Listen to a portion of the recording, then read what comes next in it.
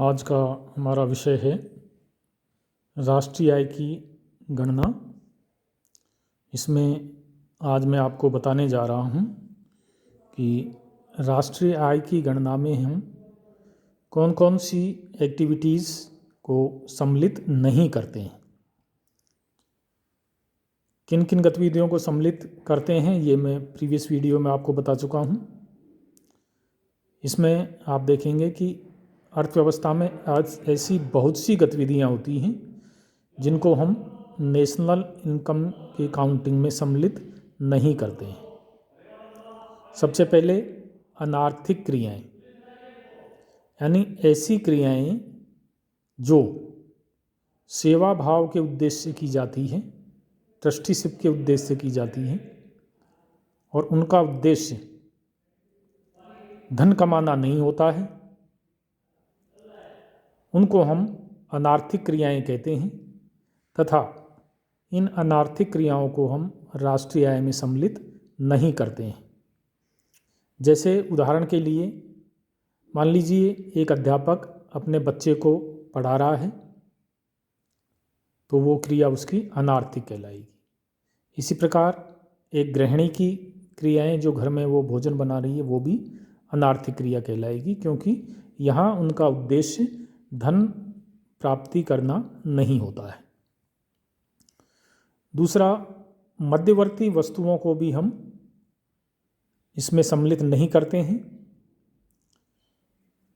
मध्यवर्ती वस्तुओं का जैसे प्रीवियस वीडियो में भी जिक्र आया था, यहाँ मैं आपको और स्पष्ट कर दूं कि किसी वर्ष विशेष में उत्पादित होने वाली वो वस्तुएं एवं सेवाएं होती हैं जिनका अन्य वस्तुओं के उत्पादन में कच्चे माल या इनपुट के रूप में प्रयुक्त होती है, वो मध्यवर्ती वस्तु कहलाती है। यदि हम मध्यवर्ती वस्तुओं की गणना करेंगे या उनके मूल्य की राष्ट्रीय आय में गणना करेंगे तो दोहरी गणना की समस्या उत्पन्न हो जाती है। इसलिए हम मध्यवर्ती वस्तुओं के मूल्य को राष्ट्रीय आय में सम्मिलित नहीं करते हैं।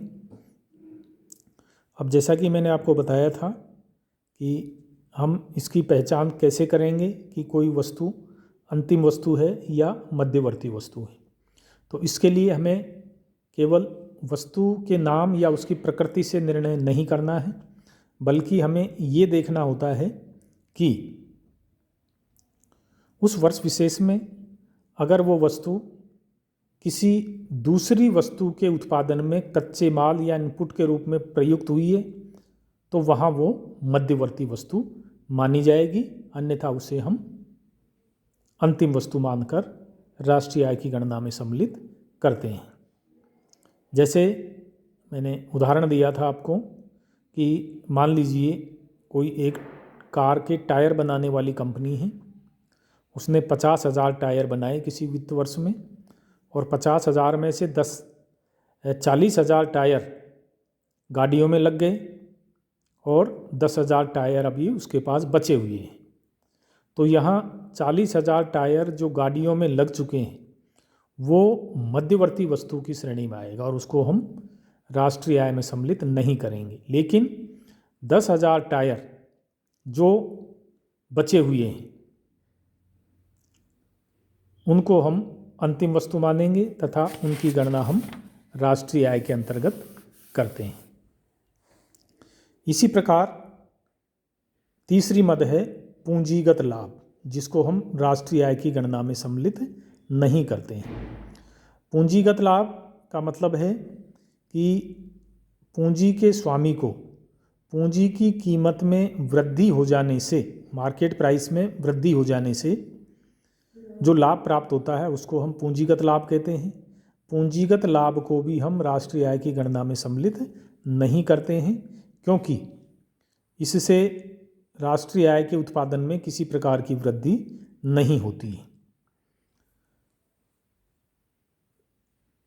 नेक्स्ट है अवैधानिक क्रियाएं से कमाया गया धन, क्योंकि ये इलीगल होता है, जैसे चोरी, लूट, कालाबाजारी, घूस इत्यादि से जो धन कमाया जाता है उसको हम राष्ट्रीय आय में सम्मिलित नहीं करते हैं। नेक्स्ट है हस्तांतरण भुगतान, यानी ऐसे भुगतान जिनके बदले प्राप्तकर्ता किसी प्रकार की आर्थिक क्रिया का संपादन नहीं करता है उसको हम राष्ट्रीय आय के नाम से जानते हैं। जैसे वृद्धावस्था पेंशन है या छात्रों को मिलने वाली छात्रवृत्ति है, ये हस्तांतरण भुगतान हैं, इनको हम राष्ट्रीय आय के काउंटिंग में सम्मिलित नहीं करते हैं।